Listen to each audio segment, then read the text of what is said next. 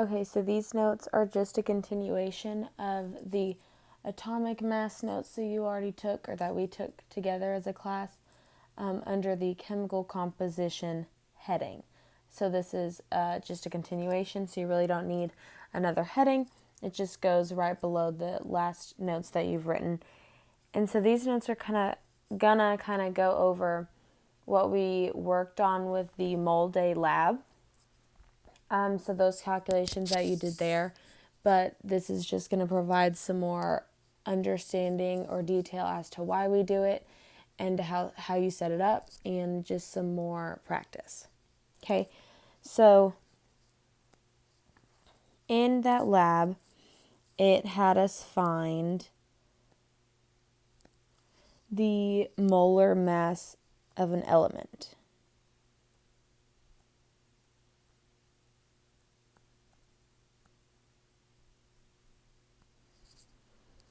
Okay, so the molar mass of the element, where do we get that?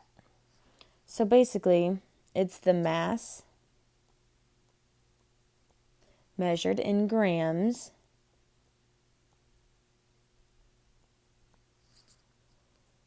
of 1 mole, just 1 mole of any element.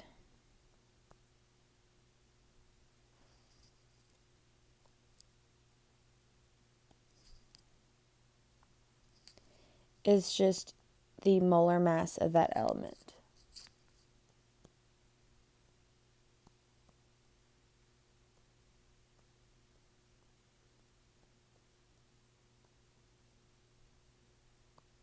So if you can find the molar mass of an element, then you know that you have 1 mole, which is why we were able to use it in our calculations. So the molar mass is the same numerical value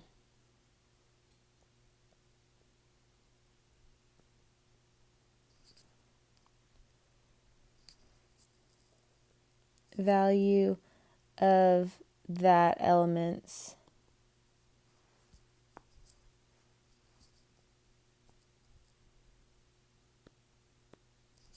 atomic mass. Because remember, atomic mass was measured in AMUs, or atomic mass units, but molar mass is measured in grams. So I'm going to go back up and highlight that because that is super important. It's measured in grams. And we ran into this problem when we were doing our calculations. For this class, we are going to, when taking the molar mass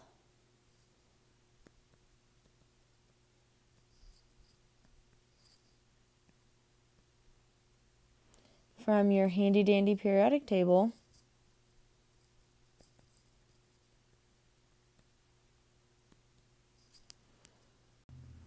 I want you to measure 1 digit after the decimal. So you're going to round to 1 digit after the decimal. So on your handy dandy periodic table, hydrogen, its weight is 1.01, but if we're just rounding to 1 place after the decimal, then it would just be 1.0 grams. So let's go ahead and compare the mass of 2 elements. So I want to look at the molar mass for lead and the molar mass for aluminum. So if we look at our handy dandy periodic table, lead's molar mass is 207.2, and then our unit again is grams. And aluminum's is 26.9 or 27 grams. Okay, so if we think about the masses of these, if we had one atom of lead, how many protons would we have? Looking at our handy-dandy periodic table, we know that lead has how many protons? 82, because that's its atomic number, which also tells us how many electrons there are, which is 82. And then there are how many neutrons. If we did the math on that, we'd get 0.2 minus 82 is 125.2 grams, or neutrons. So that's how many particles we have in that one nucleus. And if we look over at aluminum, how many protons are we going to have? 13. How many electrons are we going to have? 13. And how many neutrons are we going to have? 14. Okay, so clearly we have a lot more substance on the lead side. Even though they're both metals, lead is a lot more dense. It has a lot more mass. So that is why it can weigh more.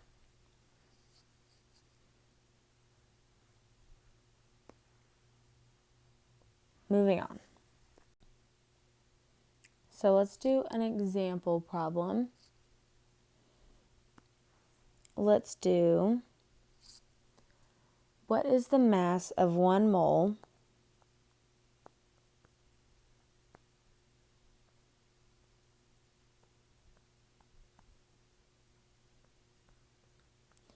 of a couple different elements?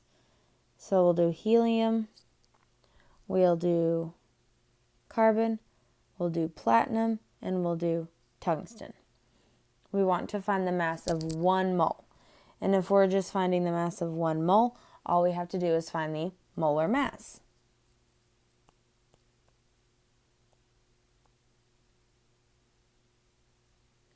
Which on our paper we called formula mass. It could be called a bunch of different things, but molar mass is what we'll call it from here on out.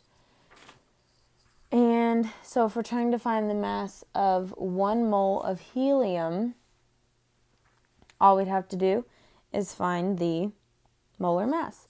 So if we look at helium, it is 4.0. And what is our units for molar mass? Grams. For carbon is going to be 12.0 grams. For platinum, that is in group B, B8.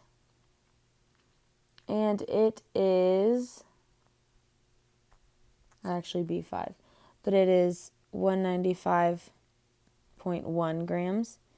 And tungsten, where's tungsten? Tungsten is 183.8 grams. So if we have 1 mole of helium, we have 40 grams, or 4 grams. If we have 1 mole of carbon, we have 12 grams. If we have 1 mole of platinum, we have 195.1 grams. And if we have 1 mole of tungsten, we have 183.8 grams. And what does a mole equal? 6.02 times 10 to the 23rd. So here, we still have 6.02 times 10 to the 23rd helium, 6.02 times 10 to the 23rd carbon, 6.02 times 10 to the 23rd platinum, 6.02 times 10 to the 23rd tungsten. But since they're all different molecules and they all have different number of particles in their nuclei, then that gives the different weight. Okay? Moving on. So the molar mass, it can be used as a conversion factor, which is what we did in our lab.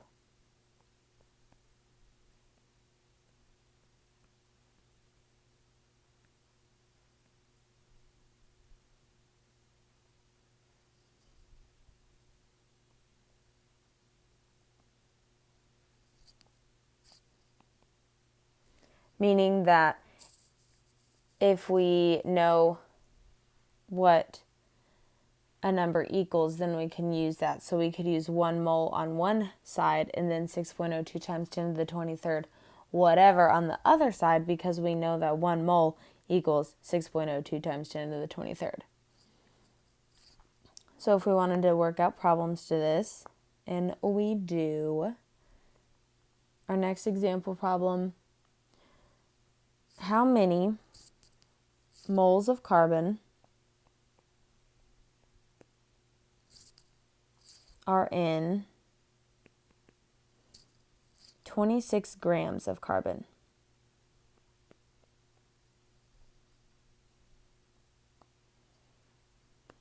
Okay, let's change the color.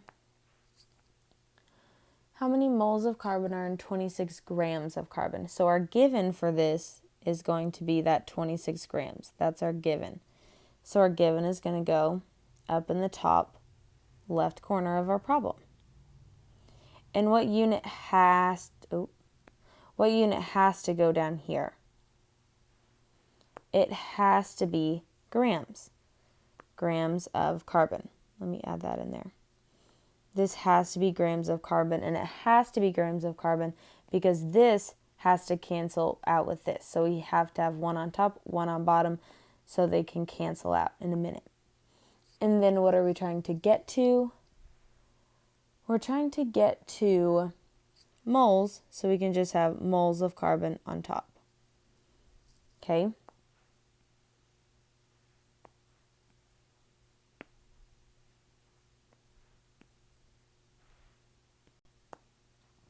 So how many grams of carbon equal 1 mole?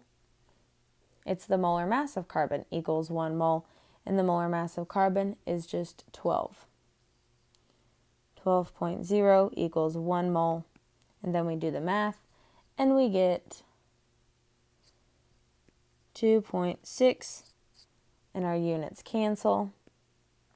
2.6 moles of carbon.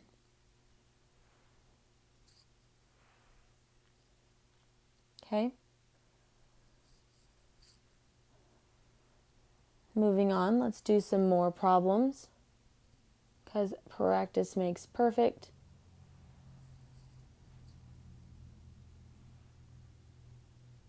So, next one. Let's say how many moles of Ni, of nickel, are in 25 grams of nickel. Basic, same problem as before. This is our given. So 25 grams of nickel is going to go right there. And what unit has to go down here in the bottom right? It has to be grams of nickel. And then what are we trying to get to? What is our unknown? Moles. Moles of nickel on top. And how many grams are in 1 mole of nickel? Looking at your handy dandy periodic table, you can find out it's 58.7 grams of nickel in 1 mole.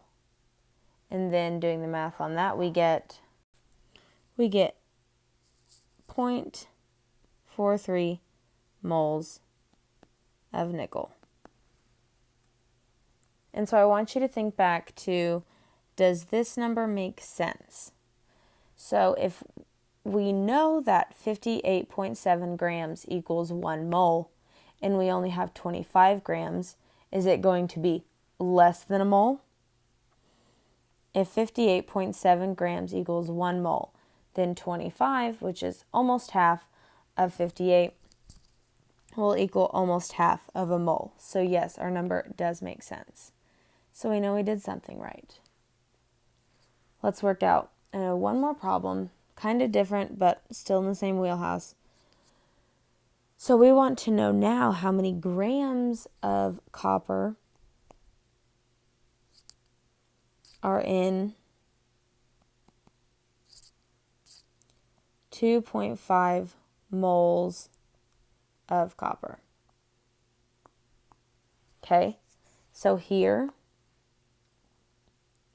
our given is 2.5 moles. Our unknown is grams of copper. And I want you to think about the problem. So if we go and look at copper, we know that the molar mass of copper is 63.6. So if we know that copper is 63.6, is our final answer going to be bigger than that or smaller than that if we have 2.5 moles? Well, it's going to be exactly 2.5 times of that. So let's set this up like we would normally. Our given now is 2.5 moles of copper. And what unit has to be down here? Moles of copper. And what are we trying to get to? Grams of copper. So we know that 1 mole of copper equals how many grams of copper? It's just the molar mass, which is 63.6 grams. Okay, and then we do the math, and we get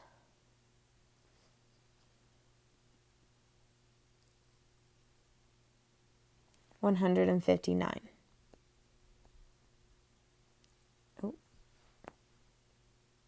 And our unit is grams of copper. Okay, so does this number make sense? If we know that 1 mole equals 63.6 and we have 2.5 moles, yes, our number is going to be bigger than the actual molar mass because we have more moles of copper. Okay, so let's talk about molar mass a little bit more.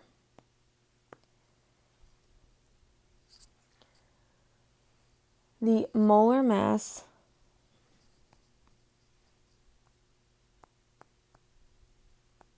of compounds, that's how I abbreviate compounds. It's also known as the gram molecular mass,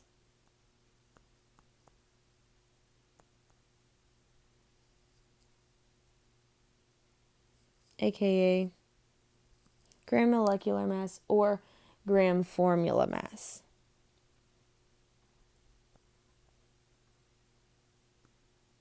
Which is what we were working with in our lab. Okay? So, in order to find our molar mass of compounds, we have to determine the number of each type of element. That's the first thing we have to do. Determine the number of each type of element. Basically, how many elements are there in the formula? If there is just one, you don't have to worry about it. But if there are multiple of the same element,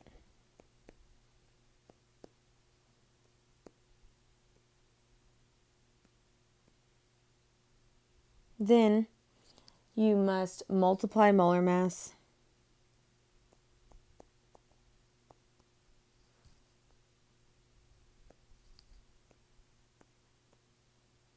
and add together the resulting products.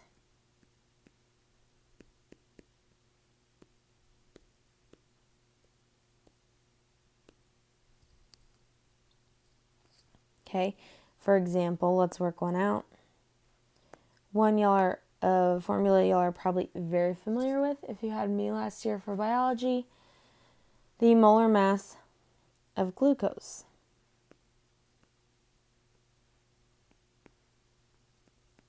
Which, as we remember, is C6H12O6. Okay, so to figure this out, I'm going to list carbon. I'm going to list oxygen, or hydrogen next, why not? And then we'll do oxygen. So carbon's molar mass is 12, hydrogen's is 1, and oxygen's is 16. And then we're going to multiply it by how many carbons we have. So how many carbons do we have? 6. How many hydrogens do we have? 12. And how many oxygens do we have? 6. So for carbon, we multiply them together and get 72 grams. For hydrogen, that's an easy one. We just multiply it together to get 12. And then we multiply that together to get 96 grams. And then we add all of those together and get 180 grams of C6H12O6. Okay, let's try another one. Let's do the molar mass of sodium carbonate.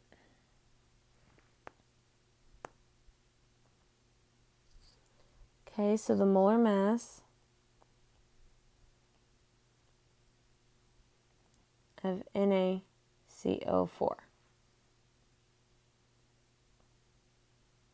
That's a 4. Okay, so let's list our elements. We have Na, we have C, and we have O. Na is 23, rounded. CO is still 12, and O is still 16. And how many NAs do we have? Just 1. How many carbons do we have? Just 1. And how many oxygens do we have? 4. So let's multiply these out. And 16 times 4 is 64. Add all 3 of those together and you get 99 grams. Okay. Let's try one more complicated one, kind of complicated. Let's do the molar mass of aluminum sulfate, which is AlSO4. So we have Al, we have S, and we have O. Al is 27, rounded. Sulfur is 32, and oxygen is, again, 16. So we only have 1 aluminum, we only have 1 sulfur, and we have 4 oxygens, which multiplied together is 64. Add all these together and you get 123 grams. So the molar mass of aluminum sulfate is 123 grams. So let's move on to some problems now using molar mass of compounds. So this next problem says, how many moles of carbon dioxide in 16.1 grams of carbon dioxide? So first, we're going to have to figure out the molar mass of carbon dioxide. So let's do that over here. We have C and we have O. C is 12, O is 16, and we have 2 of those, just 1 up here. I'm running out of room, so we get 12, and then 32 equals 44 grams.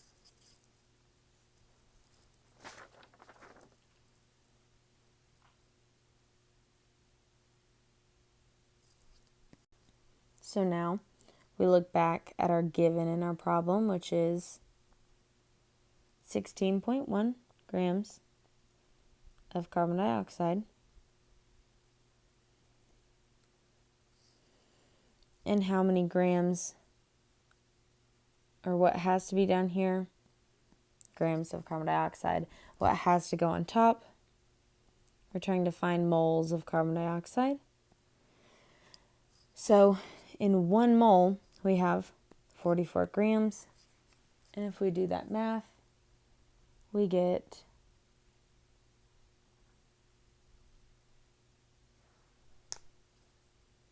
0.37 grams of CO2. Okay. Oh, that is incorrect. We don't need grams. We're trying to get moles. Hopefully you caught that.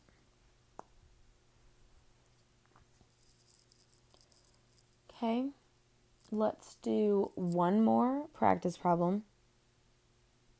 This next one wants to know grams of NaCl, our favorite compound, in 0.89 moles of NaCl. So first we have to find the molecular mass of NaCl. So Na is 23, Cl is 35.5, and we get 58.5. So this is still our given, 0.89 moles of NaCl. Moles of NaCl has to go down here. And then what are we trying to get to? Just grams. So 1 mole equals 58.5 grams. So if we do this math, we get 52.07 grams of NaCl.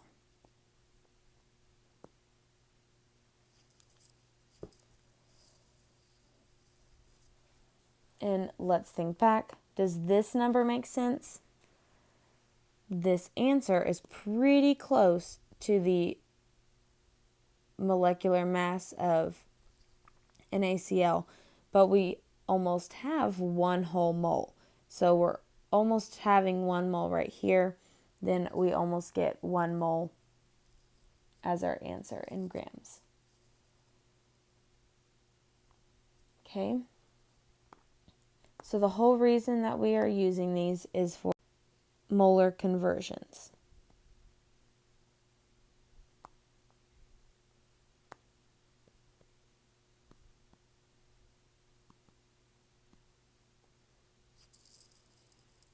Okay.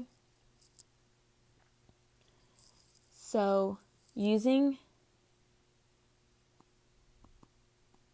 dimensional analysis, or cake and ice cream, and ice cream,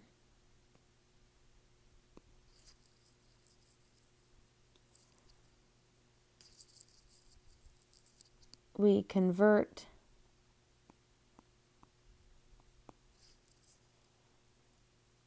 among masses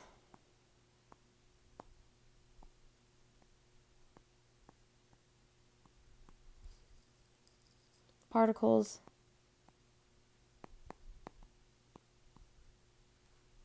and volume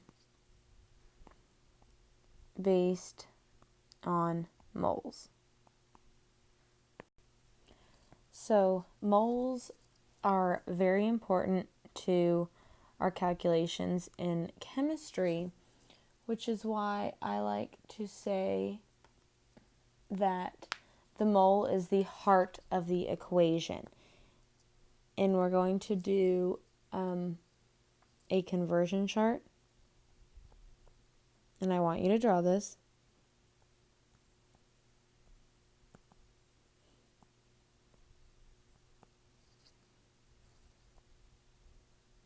It's the heart of the equation. Okay, so that's what we're going to be drawing right here. obviously make yours look a bit prettier than mine. I'm doing what I can. Okay, so if we have number of moles,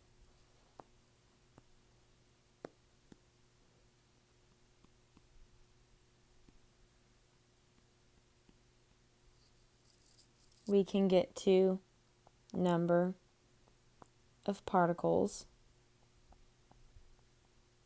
using Avogadro's number,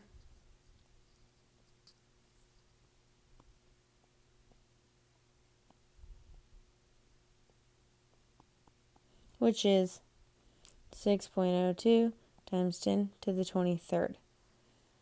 So if we know number of moles, we can get to number of particles. If we know number of particles, we can get to number of moles. Same can be done for number of grams.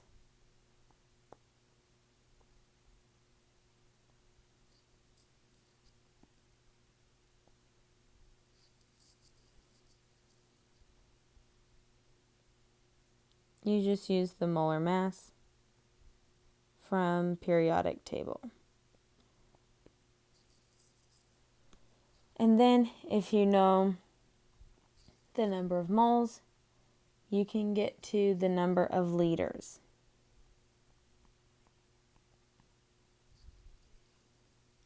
But this, and we'll talk about this way more when we get to gases, but this is only for gases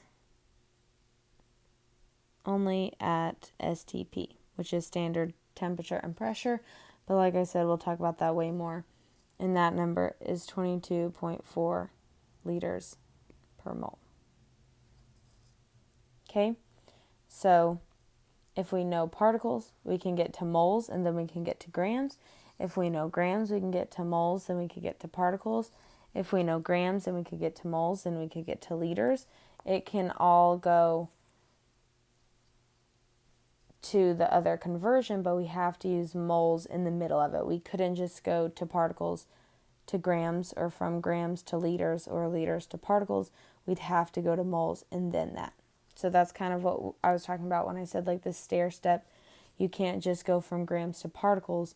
You have to go grams to moles to then particles.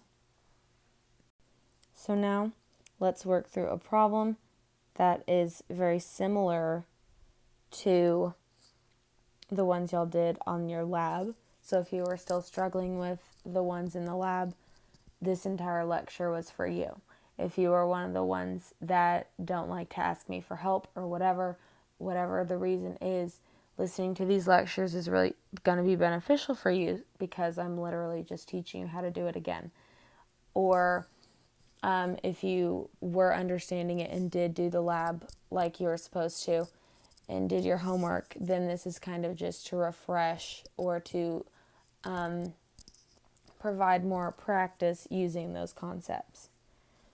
Okay, so this next problem, we're going to find how many particles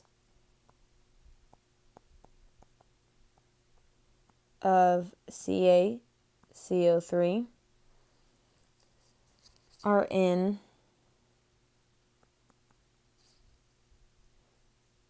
36.8 grams of CaCO3. So we are going to go from grams to particles. Let's go back up to our conversion chart. Ooh. Are we able to go from grams to particles? Is there an arrow connecting those? No, there is not. So we have to go from grams to moles to particles. Okay, so let's go back down here. Our given is 36.8 grams. So that is what we will put up here.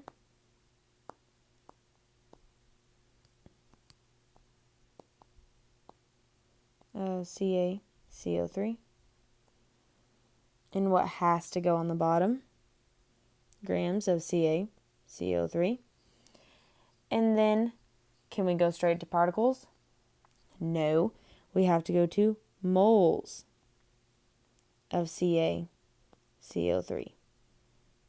And then what has to go down here? Moles of CaCO3. And what gets to go up here now? Particles of CaCO3. Okay. So first thing we're going to have to do is figure out the molecular mass of CaCO3, which I'll do down here. So we have Ca, we have C, and we have O. Ca is 40.1, and we only have one of those, so still 40.1. Carbon is 12, and we only have one of those, so 12. And oxygen is 16, and we have 3 of those. So that is math that I can't do in my head. Hang on. 48. And if we add all those together, we get 100.1 grams of CaCO3. And this number is going to go right there. 100.1 grams of CaCO3 equals 1 mole. And then going over here, what's the conversion factor between moles and particles? Well, we know 1 mole equals 6.02 times 10 to the 23rd particles. So if we do this math, I'll do it down here. We're going to do 36.8 times 1 times 6.02 times 10 to the 23rd. And you get 2.22 times 10 to the 25th divided by 100.1. Now, if I really wanted to plug this into my calculator, I definitely could, but we know that since it's divided by 100, our exponent is just going to change 2 more times. So then it'd be 2.22 times 10 to the 23rd. If you worked it out on your calculator, tell me what you get. But it's probably close to this answer. And then our unit is particles of CaCO3. And there you have it. Now, last thing we have to go over is percent composition.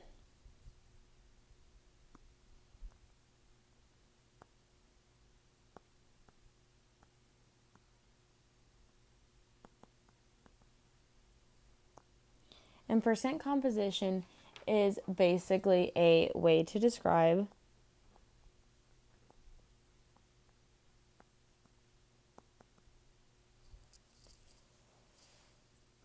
the composition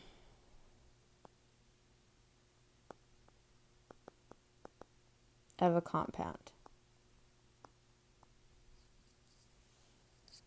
also known as mass percent.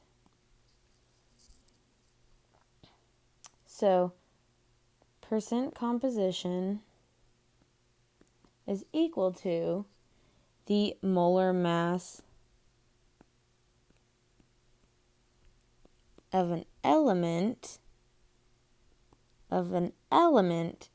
divided by the molar mass of a compound.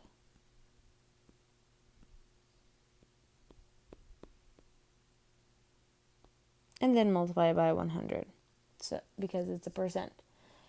So if I were to ask you, what is the percent composition of carbon in glucose? Well, we could just go back up to where we worked the molecular mass of glucose a minute ago. And we would find that carbon is 12